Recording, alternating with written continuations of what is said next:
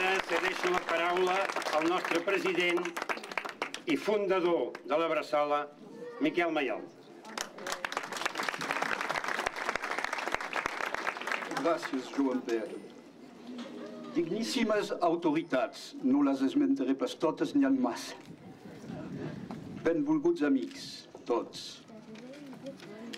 Aquesta meravellosa cosa de la Bressola ha començat fa 32 anys. Un grapat de militants, fills de maig 68, una mestra del sud, malagunyada mestra, Úrsula Ferrer, una gran mestra, i 7 mainatges, 7. I això ha començat en els baixos d'una casa particular. N'he vist el propietari, la propietària, malauradament, ja no és més amb nosaltres, la Violeta Barriera, però el seu home és aquí. I que fou el primer president de la Bressola. I nos va deixar als baixos de la Croix Bleue, la clínica veterinària, per fer aquesta primera escola. Us ho dic, passàvem per bojos. Ensenyar en català la mainada era quelcom. Hi va haver un conseller general que va dir valdria millor els hi ensenyar en anglès. Aquest era l'estat d'esperit del país, globalment, fins i tot catalanistes que criticaven, que no entenien.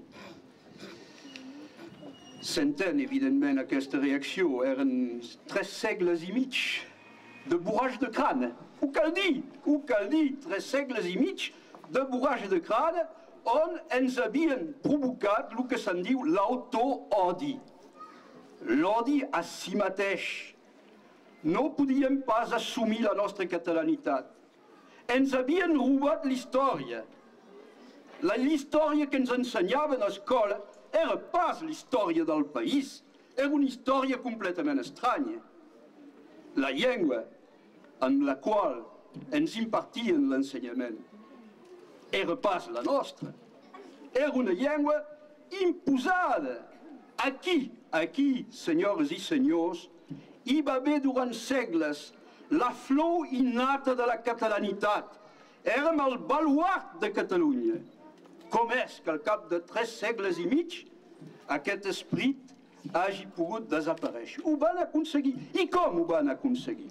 Una política constant. Va començar pels reis, tots. L'usage de la langue catalane répugne et est contraire à l'honneur du roi et de la nation française. Mais la Révolució ha continuat aquesta política. Totes les revolucions, tots els reis, totes les repúbliques van continuar aquesta política. Llavors s'explica que el projecte que teníem fa 32 anys hagi pogut passar per una cosa d'il·lusos, d'il·luminats, de bojos, i que s'hagi pogut criticar com s'ha criticat. Per sort, els temps han canviat.